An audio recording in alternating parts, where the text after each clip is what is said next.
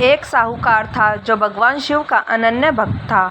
उसके पास धन धान्य किसी भी चीज़ की कमी नहीं थी, लेकिन उसकी कोई संतान नहीं थी और वह इसी कामना को लेकर रोज शिव जी के मंदिर जाकर दीपक जलाता था।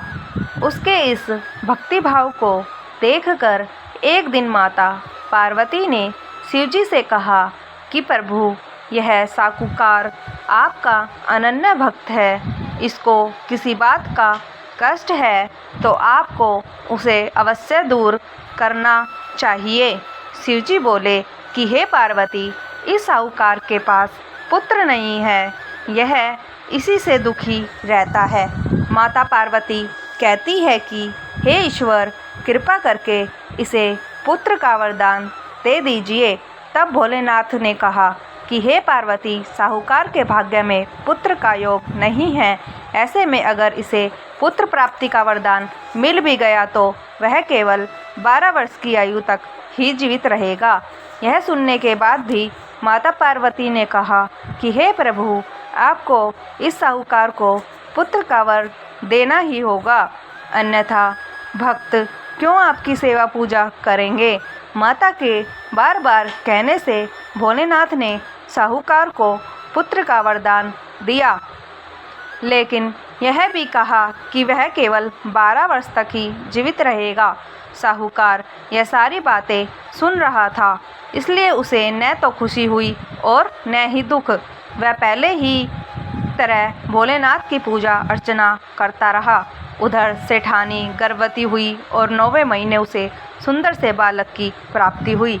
परिवार में खूब हर्षोल्लास मनाया गया, लेकिन साहूकार पहले की ही तरह रहा और उसने बालक की 12 वर्ष की आयु का जिक्र किसी से भी नहीं किया। जब बालक 11 वर्ष की आयु हो गई तो एक दिन साहूकार की सेठानी ने बालक के विवाह के लिए कहा, तो साहूकार ने कहा कि वह अभी बालक को पढ़ने के लिए काशी जी भेजेगा। इसके बाद उसने बालक के मामा जी को बुलाया और कहा कि इसे काशी पढ़ने के लिए ले जाओ और रास्ते में जिस भी स्थान पर रुकना वहाँ यज्ञ करते और ब्राह्मणों को भोजन कराते हुए आगे बढ़ना। उन्होंने भी इसी तरह करते हुए जा रहे थे कि रास्ते में एक राजकुमारी का विवाह था, जिससे उसका विवाह होना था। वह एक आँख से काना था। तो उसके पिता ने जब अति सुंदर साहूकार के बेटे को देखा तो उनके मन में आया कि क्यों न इसे ही घोड़ी पर बिठाकर शादी के सारे कार्य संपन्न करा लिए जाए। तो उन्होंने मामा से बात की और कहा कि इसके बदले में वह अथाह धन देंगे, तो वह भी राजी हो गए। इसके बाद साहूकार का बेटा विवाह की वेदी पर बैठा और जब विवाह कार्य संपन्न हो गए तो जाने से पहले उसने राजकुमारी की चुंदरी के पल्ले पर लिखा कि तेरा विवाह तो मेरे साथ हुआ, लेकिन जिस राजकुमार के साथ भेजेंगे वह तो एक आँख का काना है। इसके बाद वह अपने मामा के साथ काशी के लिए चला गया। उधर जब राजकुमार ने अपनी चुनरी पर यह लिखा हुआ पाया तो उसने राजकुमार के साथ जाने से मना कर दिया। तो राजा ने भी अपनी पुत्री को बारात के साथ विदा नहीं किया। बारात वापस लौट गई। उधर मामा और भांजे काशी जी पहुँच गए थे। एक दिन जब मामा ने यज्ञ रचा रखा था और भांजा बहुत देर तक बाहर नहीं आया, तो मामा ने अंदर जाकर देखा तो भांजे के प्राण बिल्कुल निकल चुके थे। वह बहुत परेशान हुए, लेकिन सोचा कि अभी रोना पीटना मचाया तो ब्राह्मण चले जाएंगे और यज्ञ का कार्य अधूरा रह जाएगा। जब यज्ञ संपन्न हुआ तो मामा ने रोना पीटना शुरू किया। उसी समय शिव पार्वती उधर से जा रहे थे, तो माता पार्वती ने शिवजी से पूछा, हे प्रभु, ये कौन रो रहा है। तभी उन्हें पता चलता है कि यह तो भोलेनाथ के आशीर्वाद से जन्मा साहूकार का पुत्र है।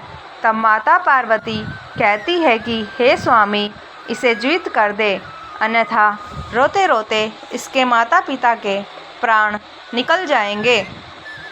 तब भोलेनाथ ने कहा कि हे पार्वती, इसकी आयु इतनी ही थी सो वह भोग चुका, लेकिन माँ के बार बार आग्रह करने पर भोलेनाथ ने उसे जीवित कर दिया।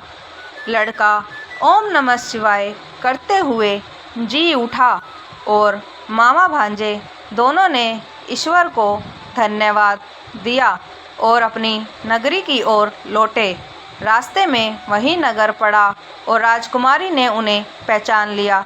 तब राजा ने राजकुमारी को साहूकार के बेटे के साथ बहुत सारे धन धान्य के साथ विदा किया। उधर साहूकार और उसकी पत्नी छत पर बैठे थे। उन्होंने यह प्रण कर रखा था कि यदि उनका पुत्र सकुशल न लौटा तो वह छत से कूदकर अपने प्राण त्याग देंगे। तभी लड़के के मामा ने आकर साहूकार के बेटे और बहू के आने का समाचार सुनाया, लेकिन वे नहीं माने तो मामा ने शपथ पूर्वक कहा। तब तो दोनों को विश्वास हो गया और दोनों ने अपने बेटे बहू का स्वागत किया। उसी रात साहूकार को स्वप्न ने शिवजी ने दर्शन दिया और कहा कि तुम्हारे पूजन से मैं प्रसन्न हुआ। इसी प्रकार जो भी व्यक्ति इस कथा को पढ़ेगा या सुनेगा उसके समस्त दुख दूर हो जाएंगे और मनवांछित सभी कामनाओं की पूर्ति होगी। दोस्तों, अगर आपको हमारी यह स्टोरी पसंद आई है तो स्टोरी को लाइक, शेयर एंड कमेंट करें और हमारे चैनल को सब्सक्राइब कर लें। धन्यवाद।